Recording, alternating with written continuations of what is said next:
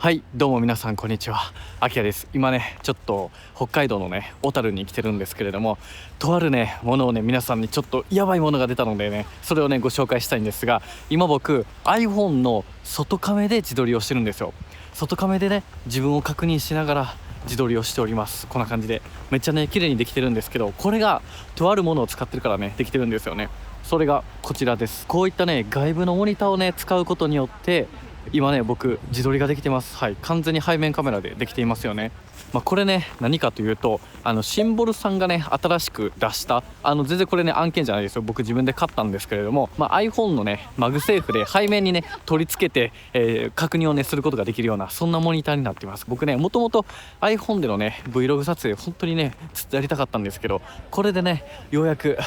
こんな感じでできるようになりました。今超広角でね撮影してるんですけれども、非常にね綺麗に撮れてるんじゃないかなというふうに思います。ということで今日はねちょっとこれをね皆さんにご紹介しようと思います。はい、ということでね北海道から帰ってきましたよ。今回ね皆さんに紹介したいのがこちらになっております。箱はねこんな感じのものになっておりますね。僕はねアリエクで購入をしました。今だとね Amazon とかでもね買えると思うんですけれども、ただ結構納期は遅めだったんじゃないかなと、すぐにはね届かないなと思います。僕はアリエクで1ヶ月ぐらいねかかってめちゃくちゃね待ち望んでたんですけれども、ようやく届いたというところになってきますね。で付属品みたいなところで言うと、箱もねすごくシンプルですごいねなんか iPhone の箱みたいな感じになっておりまして、で、もう本当にこんな感じになっています。ケーブルとあとね一応リモコンもねついていましたね。あとはねこの本体とこのねケースですね。このケースを使うことによってこのね iPhone でマグセーフでつけることができるという風になるので、このケースが結構ね大事というか、これはね絶対必要なものになっているといったところですね。でこのねメーカーさん、シンボルさんというところのものになるんですけれども、皆さんご存知でしょうか。僕はね物は持ってなかったんですけど知ってはいてて、映像業界でワイヤレス伝送システムとか、モニターとかワイヤレスのトランスミッションとかもあるのかな、こう映像をね遠隔で飛ばしたりとかね、そういったことができるような、中国にあるねワイヤレスビデオ伝送ソリューションとか、モニターとかトランスミッションとかをね製造とか開発しているもので、設立はなんと2017年、めちゃくちゃ最近、めちゃくちゃ若い会社ですね。という感じで、ちょっとね今回ねこのシンボルの CP5 をねしっかりとねご紹介できればなというふうに思うんですけれども、その前にさ、みんなこの服どう？めちゃくちゃ可愛くないですか。これねランドクルーザー、トヨタさんのねランドクルーザーのジャケットなんですよ。やばくない？これねちょっと今回ギフティングでねいただいたものになってまして、最近ねランドクルーザーのねコレクションのイベントにねちょっと呼んでいただいて、ちょっと遊びに行ったんですよね。で僕はねランドクルーザー78プラドっていうね、結構、昔のね95年のね、年式のものを乗ってるんですけれども、今日もねランクルで出勤してこれで来てさめちゃくちゃテンションが上がってるんですけど、結構良くないですか？どう？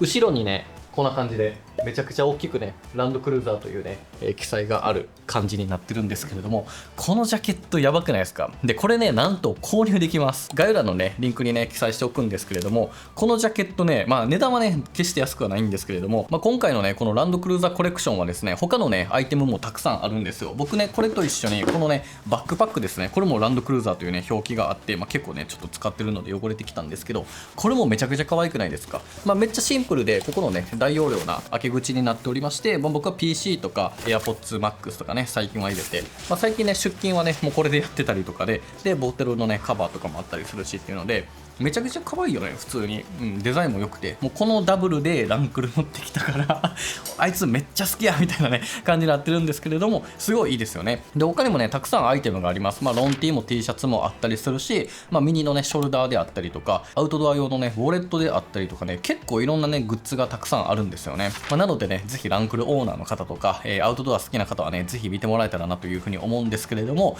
にしてもさかっこよくない？これめちゃくちゃ気に入ってます。マジこの冬はねもうずっとこれ着ようかなと思ってるんですけれども、これねただかっこいいだけじゃなくて結構いろいろとね考えられてて、ここのね胸のポケットとかには、車のキーとかねいろんなものがね、入るようなちょうどいいねサイズのポケットがあったりするんですよね。他にもねここのねサイドにもあるし、ここの上にもねポケットがあるので、やっぱりねいろんなものをね収納できるようにもなっています。でさらにねめちゃくちゃいいのがですね、このジャケットね、ここの後ろ側、この後ろの背面のここにですねとあるものを入れれるんですが、ここをねガッチャック開けるじゃないですか。ここにですねクッショ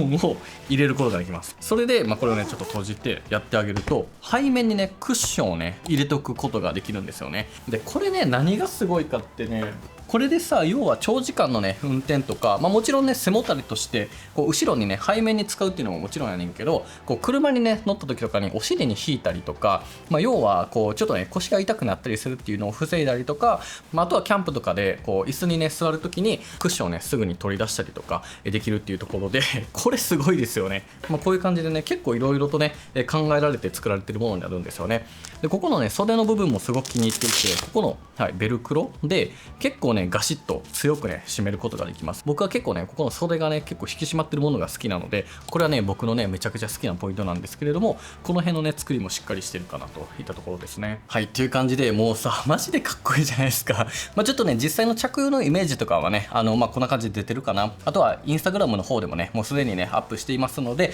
具体的にイメージをね知りたい方はそちらもねぜひチェックしてみてください。でこのねバックパックとこのジャケットのね詳細の商品ページとかもねリンクに貼っておきますので、ぜひよかったらね興味ある方、ランクルオーナーの皆さんぜひねこれねチェックしてもらえたらなっていうふうに思っております。お待たせいたしました。実際のねスペックを見ていきましょうか。スペック詳細のところになるんですけれども、最大でですねこのモニター、50m のね Wi-Fi の接続がね可能ですと。で一応ね 2.4GHz 帯と 5GHz 帯というふうになってますので、50までねちょっと僕テストはできてないんですが、そもそもですねこれマグセーフでねつけておいて撮るっていうだけじゃなくて、こう切り離して遠隔で使うこともできるというふうになっております。で実際に電源を入れるとこんな感じのシンボルというものが出て、ちょっと正直実際のね起動っていうのはめちゃくちゃ時間かかります。なのでこのねちょっともっさり感は結構ねしんどいです。特にね旅行先でこれをねやりたい時にもう長えよっていう風に正直になります。画面の明るさは500ニトという風になっていて、ここの解像度は 1080p、 これの重さ自体は 132g で、画面サイズは5インチなので、かなりね大きいですね。全然これだけ5インチでねサイズで見れておけば iPhone と比べても、これ ProMax なんでかなり大きいんですが、普通の iPhone のサイズで見ると、全然ね十分かなといったところになると思います。でバッテリーは 2000mAh なので、だいたいね一応 3.5 時間持つという風になっているといったところですね。でさらにですねここに、マイクロ SD カードが入るねものがあるので、要はこれによってこのね画面自体を録画できます。これどういうことかというと、さっきねオープニングで見ていただいた北海道の、映像ですね、僕が撮影していた画面自体をこんな感じでレックできちゃうんですよね。これ面白いですよね。どんな時使うねんっていうところではあるが、これ自体が iPhone のねミラーリングっていうだけなので iPhone の画面をね録画できるというところになるので、遠隔で iPhone の録画をしないといけない時とかに、一応使えますという風になっていますね。で他にもねアスペクト比をね出したりとかグリッドラインとかをね出したりとかすることができるようになってますので、いろいろとね多少のこうモニタリングの、設定はねあったりするといったところですね。でこのねカバーをつけてあげることによってマグセーフにね対応するようになるので、これで iPhone に取り付けが可能になるという風になっております。でもちろんですね、細かな設定で輝度のね調整ができたりとか、こんな感じでねで、CR とか、サチュレーションとかねこの辺とかも一応できるようになっておりますと。でさらにねこの、リモコンがついていますので、これで遠隔のねシャッターが切れるみたいなんですよ。ただなんかこれ使えませんでした僕は。遠隔でねなんか操作できなかったんで、ちょっと初期不良かな、外れ品なのかわからないんですけど、使わないんでいいんですけど、一応ねそういったこともできるようになっておりますといったところです。という感じでざっくりとねご紹介したんですが、実際のね接続をしてみましょうか。どういう風に接続をしていくかっていうところなんですが、基本的にはですね Wi-Fi を使います。 Wi-Fi を使うということはもう完全ミラーリングなんですよね。なんかアプリを経由してこのカメラの画面を出すとかじゃなくて、もう iPhone の画面を出すという風なものになるんですね。で接続方法は2パターンありまして、それが、室内の Wi-Fi を使う、もしくはダイレクトで Wi-Fi をつなげるというところになるんですよ。なので1つ目の Wi-Fi を直接するというところになると、こんな感じで QR が出てきますと、これをですねこんな感じで、カメラで読み取ってあげて、で出てきますね。で接続をすると、これだけで基本的にもうね Wi-Fi の接続が完了します。で接続をした状態でここからミラーリングですね、この画面ミラーリングで CP5 を選んであげればすぐにこっちにね飛んできますと。正直ねちょっとねこの辺のもたつきっていうのはやっぱあるんですけれども、はい来ましたね。こういう風に iPhone の画面がそっくりそのまま出てくるといったところになってきます。でこのままカメラをね起動してあげればこういう風に、でこれで録画をすればこっちでもねそれを確認できると。でこれで撮っておけば、今メインカメラで撮ってるんですけど、こういう風にしてあげてつけて、で例えば超広角とかにしてで自分に向けてあげるとこういう風に、ね、なるといったところですね。でちょっと今反転しているものに関してはここを押してあげれば元に戻るので、こういう風にね自分で自撮りがねできるという風になっているっていう感じですね。もうこれでね撮ればねマジで問題なく自撮りができますので、めちゃくちゃいいですよっていう感じで、今のようにね接続をしたパターンともう一つあるんですね。でそれがですね、ここのオフィスの Wi-Fi を使うということ、なのでホームポットとか、テレビとかでエアプレイあるじゃないですか。同じ Wi-Fi を接続をしておけばいろんなところからもうワイヤレスでね伝送できるという風なモード、それになるんですが、それだとコネクトモードで Wi-Fi ルーターモードにしてあげて、でここで実際にね接続をする Wi-Fi を選んであげて、これでジョインするとここのねオフィスの Wi-Fi につながるという風になります。で今つながりました。でつながってしまえばめちゃくちゃ簡単で、もうこのまま、ミラーリングをしておけばすぐにね来ますので、来ましたね。これですぐにね出ますので、こっちの方がねもちろん早くね接続が可能になります。ただこれだと室内のね Wi-Fi が必要になるので、外だとね使えないっていうのがあるんですけれども、接続はねこのおおむね2つのねパターンですることができます。ということでこのね、CP5 について理解していただけたかなというふうに思うんですけれども、なんでねこれがねそんなにいいかっていうところをねちょっと詳しくねお話しできればいいなというふうに思うんですけれども、使用感みたいなところですね。もうそれがねやっぱりねブラックマジックカメラで使えるというところですよ。このね純正のアプリはもちろんね素晴らしいですよ。たくさんね iPhone でのログでね楽しんでるんですけれども、このねブラックマジックカムをね立ち上げてさ、これでも要はミラーリングだから純正アプリじゃなくても使えるというところがめちゃくちゃいいんですよね。このブラックマジックカメラを使ってあげれば、このラットですよね、ラットを自分の好みのねものを使ってこれで撮影ができるという風になるんですよ。なのでちょっとこっちのね画面を録画しておくんですが、例えばねこういう風に取り付けてあげて、こんな感じでブラックマジックカメラを使ってログ撮影でさらに自分の好きなラットをつけた上で、しかも超広角カメラを使って外カメで自撮りをしながら確認をして楽しめると。こんなにね素晴らしいことはないですよ。こういう風にすごくね Vlog のね撮影もしやすくなりますし、ちょっとねこっち側がねもうもろでこっちで見えてるので、正直恥ずかしさはあります。前から来る人に対してどの画角で映ってるのか全部バラすことになるんで、ここはねちょっと恥ずかしいんやけれども、でもさこの色味とかさもうめちゃくちゃいいじゃないですかっていうことを考えると、めちゃくちゃね僕はねすごく気に入ってるようなものになっておりますね。っていう感じでブラックマジックカメラだとねラットを使って撮影ができますよね。でそう最近ね僕 Apple Log 専用のねラットパックをリリースしました。こちらもチェックしていただいたでしょうか。今回ね僕は Apple Log 専用のラットパックっていうのをね販売を開始しております。これはねベースのね綺麗に戻す用のラットが1つと、あとはね7種類の世界観を楽しめる合計8個のねラットを含んだラットパックになるんですけれども、これをねリリースさせていただきました。実際にね今見ていただいている通り、もういろんな映像に対してもうめちゃくちゃ綺麗なね色で表現をすることができるんですよね。僕いろんなねところで撮ってるんですけれども、日本ももちろんそうだし世界とかね、最近はドバイに出たりしたんですけれども、ドバイでもめちゃくちゃね綺麗にね iPhone でも動画撮れてると思いますので、よりねこの iPhone でのね動画撮影をねこう楽しみたい方、よりね高品質にいろんなカラーで素敵なね思い出を残したいという方はねぜひねこのラット使ってみてほしいなというふうに思います。このラットに関しては iPhone はね15 Pro、16 Pro で USB-C を搭載して、でそこから Apple ProRes ログをね撮れるようになったんですけれども、そのね Apple ProRes ログ専用にはなるので、スタンダードにはねちょっと使うことはねなかなかできないんですけれども、 iPhone でねログ撮影をする方とか、よりね iPhone でこだわった映像を撮りたい方っていうのはマジでねもうめちゃくちゃいい感じにね色がねすぐにもうこれ当てるだけですから。ラットっていうのはねもう本当に写真でいうフィルターみたいなもので、もう編集時とか撮影時ブラックマジックカメラでねもうかぶせるだけでめちゃくちゃいい色になりますので、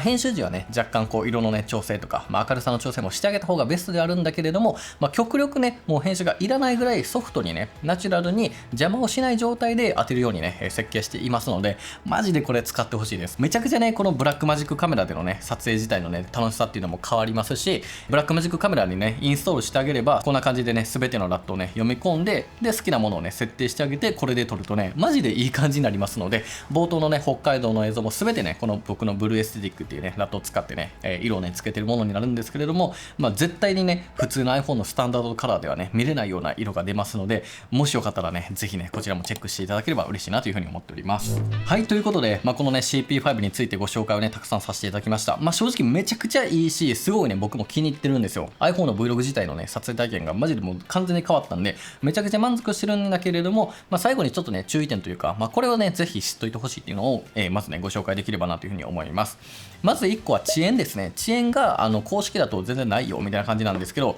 結構ありますね。これはちょっと見ていただこうと思うんですが、こっちにね反映される速度を見てほしいんですけれども、こんな感じで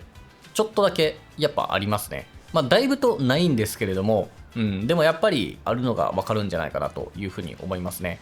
でも早いなとは思います。ただ、今ね結構調子いいんですけれども、接続したてとか接続をしてさあ取るぞっていう時は結構止まったりもあるし、カクカクすることも割とあるので、ずっとね安定してるって言われるとそうではない。でそれは背面につけててかなり近距離であったとしても全然起きるので、めちゃくちゃね快適に取れるっていうわけではない。ただ別に問題はなく取れるので、僕はねそこまでしんどくはないです。でもねこういった遅延が結構気になるっていう方は、ちょっとねこの辺は頭に入れておいてほしいなというふうには思いますね。であとはねさっきも言ってたこの起動までの時間がマジで長いので、20秒ぐらいそのかからんかな、結構待つので、もう起動はね最初にやっといた方がいいかなというふうに思いますね。で電源を切ると、全てのね接続が切れるので極力切りたくはない。ただバッテリーもめちゃくちゃ持つわけではないので、ちょっとこの辺はね工夫が必要かなというふうには感じてはいますね。であとは現時点ではね結構 iPhone ベースのものになるので、Android 端末ちょっと僕もね試してみたんですけど使えない場合もあったので、やっぱりどっちかっていうと iPhone のね接続に一番ねいいんじゃないかなというふうに思います。なので Android にはまだね最適化されていないんじゃないかなと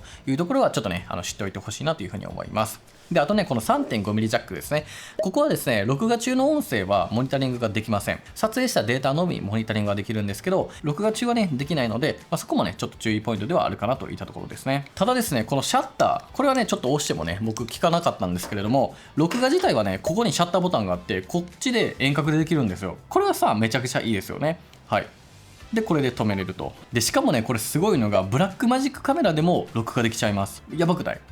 なのでわざわざねこの背面を向けてタッチしてからまた戻してとかじゃなくて、この状態でレックのね開始とオンオフがねできますので、これはねめちゃくちゃ楽ですよ。なのでここはね本当にね撮影してて助かるなという風に感じましたね。であとここにもねボタンがありますので、これで反転とかがねサクッとできるようになりますので、ちょっとねこれ撮ってるとね反転しちゃうこと結構あるので、ここでね対応できるという風になっております。という感じで結構ね良くないですか。結構ね欲しくなった方多いんじゃないかなというふうに思うんですけれども、最後に値段ですね、価格についてなんですけれども、Amazon でね今見ると19,900円が、だいたいですね 16% オフで16,800円ぐらいに今なっていますね。僕はアリエクで15,000円ぐらいで購入した気がするんですけれども、でもアリエク結構めっちゃ時間かかるんで Amazon でも全然いいと思います。1万円台でねこれが買えちゃうんだったら結構ありなんじゃないでしょうか。これが2万3万だとね確かにってなるけれども、1万円台だったらねこれ結構割とおすすめできるなというふうに思いまして、ちょっとね今回ねご紹介をさせていただきました。はい、ということで今回の動画いかがだったでしょうか。このねシンボルの CP5 結構良くないですか。僕ねこの iPhone で、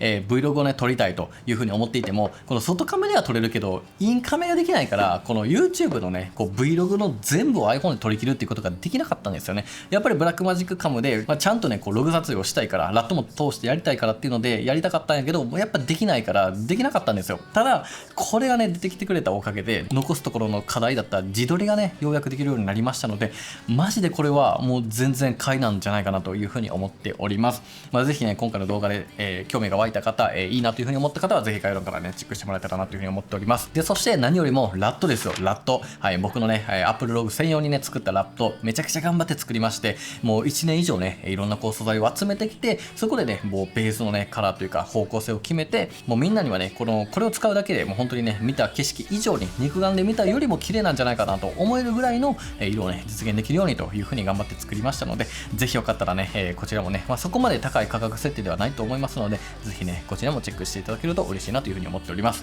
でさらにねちょっと宣伝が続いて申し訳ないんですが、このランドクルーザーのパーカーですよ。めちゃくちゃ可愛いでしょ。トヨタさんのねもう本当におしゃれなね、コレクションになっておりますので、このジャケットとこちらのねバックパック両方とも、ぜひよかったらねこちらもチェックしてみてもらえたらなというふうに思います。実際のね着用イメージとか、細かなねものについて、イメージをね深めたい方は僕のねインスタグラムのね投稿も見ていただければなというふうに思っております。ということで今回ね最後までご視聴いただきありがとうございました。ちなみにブラックマジックカメラのね使い方の動画はこちらに紹介していますし、 iPhone のねカメラ設定の動画はこちらで紹介しております。で iPhone での動画撮影というところの、もっとね網羅的にね理解するような動画をこちらでね用意しておりますので、全てね関連の動画を見ていただいて、この iPhone でのね動画撮影をね一緒にこれからもね楽しんでいけたらなというふうに思っております。ということで皆さん最後までご視聴いただきありがとうございました。ではまた次回の動画でお会いしましょう。バイバイ。